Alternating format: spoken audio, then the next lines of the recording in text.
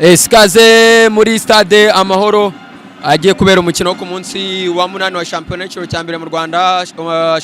Umukino ufungura n'ubundi uyu munsi no ugiye kubimburira indi zakinwa yose kuri uyu munsi wa 8 no muri weekend muri rusange. No mukino ikipe ya Gasogi United yakiremo Kiyovu Sport, umukino wagomba ubundi kwa wagomba kuba ugiye kubera kuri Kigali Stade gusa uza kwimurwa nyuma yuko imande zombi zumvikanye. Ubwo ni ku ruhande rwa Gasogi United yakira umukino ndetse na Al Hilal Omdurman ikipe muri Sudani mukanya imaze gukina hano umukino na MCR jo muri Algeria.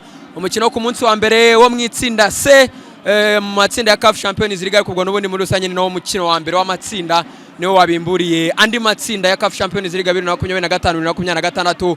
Umukino warangiye Al Hilal Omdurman itsinze MCR y'umutoza Laurent Mokwena ibitego 2-1, ariko bararangiye mu mvururu kabisa, ibintu bitameze neza barwana nyuma yuko hari abayemo ukutumvikana ko na Al Hilal Omdurman yarabonye ikarita y'umutuku. Abakinnyi bari ubwo basoje ari abakinnyi 10, ariko n'ubundi yaragiye abamo ikintu cyo kutumvikana cyane, ariko n'ubundi barabizi ko ewana barabu kabisa rukuntu bashyuha cyane cyane iyo nka kuriya ikipe itsinzwe nka kuriya nyine ewana rukuntu bira bintu biba bigomba kubaho. Ariko rero uyu mukino nyine ugiye kuba guhera saa 12 n'iminota 30 hano muri Stade Amahoro.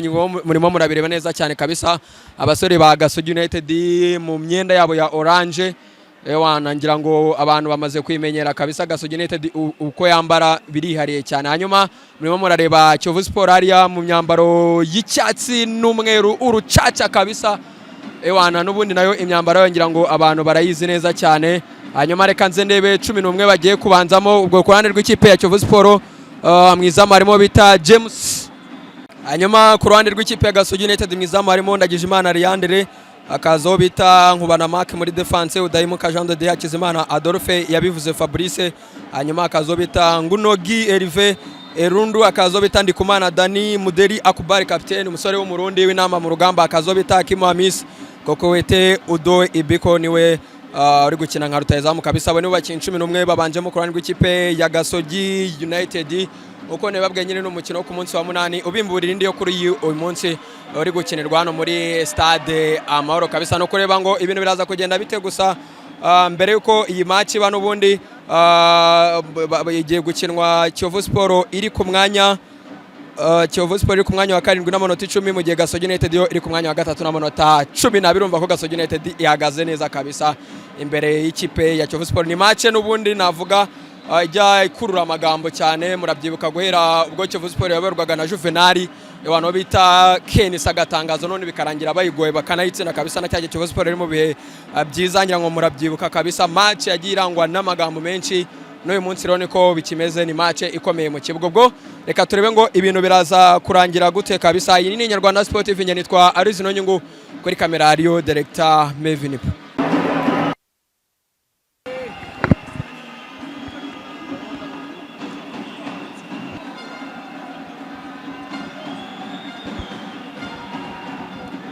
Sikaze muri Stade Amahoro agiye kubera umukino wo ku munsi wa 8 wa shampiyona y'ikiro cya mbere mu Rwanda. Umukino ufungura n'ubundi uyu munsi no ugiye kubimburira indi zakinwa yose kuri uyu munsi wa 8 no muri weekend muri rusange. No mukino ikipe ya Gasogi United yakiremo Kiyovu Sport, umukino wagomba ubundi kwa wagomba kuba ugiye kubera kuri Kigali Stade gusa uza kwimurwa nyuma yuko imande zombi zumvikanye. Ubwo ni ku ruhande rwa Gasogi United yakira umukino ndetse na Al Hilal Omdurman ikipe muri Sudani mukanya imaze gukina hano umukino na MCR jo muri Algeria. Umukino ku munsi wa mbere wo mwitsinda C mu matsinda ya CAF Champions League, kubwo n'ubundi muri rusange ni no mukino wa mbere w'amatsinda niwo wabimburiye andi matsinda ya CAF Champions League 2025-2026.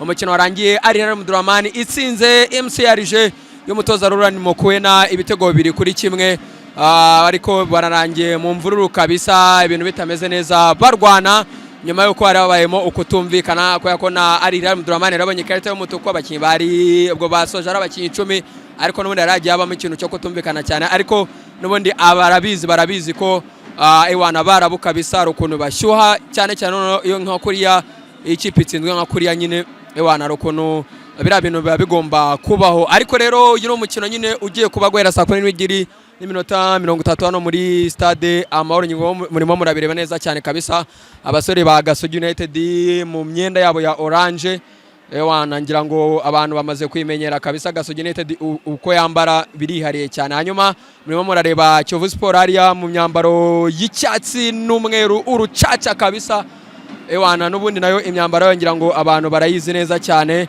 Hanyuma reka nze ndebe 11 bagiye kubanzamo ubwo kurande rw'ikipe ya Kiyovu Sport mwizamu harimo bita James Ariel Mudramani itsinze MCRG y'umutoza Rurani Mokwena ibitego 2-1 ariko bararangiye mu mvururu kabisa ibintu bitameze neza barwana nyuma yuko harabayemo ukutumvikana ko na Ariel Mudramani rabonye ikarita y'umutuku abakinnyi bari ubwo basoje abakinnyi 10 ariko n'ubundi yaragiye abamo ikintu cyo kutumvikana cyane ariko n'ubundi barabizi ko barabu kabisa rukuntu bashyuha cyane iyo nka kuriya ikipe itsinzwe nka kuriya nyine rukuntu biriya bintu biba bigomba kubaho. Ariko rero uyu mukino nyine ugiye kuba guhera saa 12 n'iminota 30 hano muri Stade Amahoro murimo murabireba neza cyane kabisa abasore ba Gasogi United mu myenda yabo ya orange ngira ngo abantu bamaze kwimenyera kabisa Gasogi United uko yambara birihariye cyane. Hanyuma murimo murareba Kiyovu Sport hariya mu myambaro y'icyatsi n'umweru urucaca kabisa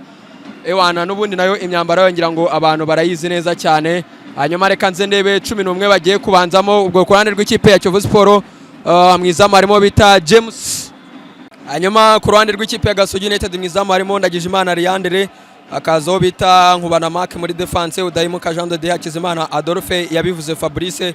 Hanyuma akazo bita Ngunogi Herve Erundu akazo bita Ndikumana Dani Muderi Akubari capitaine umusore w'umurundi w'inama mu rugamba akazo bita Kimamis koko wete Udo Ibiko niwe uri gukina nka rutayezamu kabisa abo ni bakinyi 11 babanjemo ku ruhande rw'ikipe ya Gasogi United uko nebabwe nyine n'umukino wo ku munsi wa 8 ubimburira indi yo kuri uyu munsi uri gukinirwa hano muri Stade Amahoro kabisa no kureba ngo ibintu biraza kugenda bite gusa mbere yuko iyi match iba n'ubundi igiye gukinwa Kiyovu Sport iri ku mwanya Kiyovu Sport iri ku mwanya wa 7 n'amanota 10 mu gihe Gasogi United yo iri ku mwanya wa 3 n'amanota 10 birumva ko Gasogi United ihagaze neza kabisa imbere y'ikipe ya Kiyovu Sport. Ni match n'ubundi navuga ijya ikurura amagambo cyane murabyibuka guhera ubwo Kiyovu Sport yaberwaga na Juvenal abantu bita Ken Sagatangazo none bikarangira bayigoye bakanayitsina kabisa na cyaje Kiyovu Sport iri mu bihe byiza ngira ngo murabyibuka kabisa match yagiye irangwa n'amagambo menshi n'uyu munsi rero niko bikimeze ni match ikomeye mu kibuga. Ubwo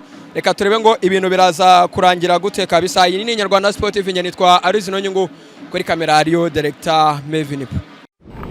Kuri iri segonda nibura abantu 16,000 bari mu kirere mu ndege bava ahantu hamwe bajya ahandi. Kuzenguruka isi bisigaye byoroshye ku buryo uko turi miliyaho 8 dusa naho turi abaturanyi kubera uburyo bwo gukora ingendo bisigaye bikorwa. Ikibazo nuko gutegura urugendo bigora. Gukora reservation ya ticket y'indege, gushaka visa, ubwishingizi bw'urugendo. Amahirwe twagize nuko hari abantu bazobereye muri ibi bintu kandi biyemeje kudufasha. Abantu nka Ireme Travel Agents Limited, kompanyi nyarwanda iri mu zambere muri service zo gutegura ingendo, ubukerarugendo no kwakira abantu.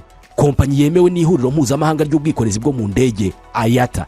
Niba wifuza kujya mu mahanga ku mpamvu izo arizo zose, icyo bigusaba ni ugutekereza urugendo rwawe gusa. Ubundi ukegera Ireme Travel Agents bakagukorera reservation ya ticket y'indege, bakagufasha gushaka visa, bakagukorera reservation ya hoteli, bakagukurikiranira ibya assurance y'urugendo. Iyo uturutse mu mahanga cyangwa se ujyayo bagufata ku kibuga cy'indege ku giciro cya 50% cy'abandi babikorera. Ku bantu bari kure kandi bashobora kwishyura hakoreshejwe ikoranabuhanga online payment. Tuguha link ubundi ukishyura. Ireme Travel Agency ikorera mu mujyi wa Kigali muri Mike mu nzu yo hasi mu muryango wa G41. Hamagara 07 85 36 48 cyangwa 07 89 88 ushobora no kwandika email kuri info@iremetravel.rawa. Wanasura urubuga rwa internet wa eshatu @iremetravel.rawa.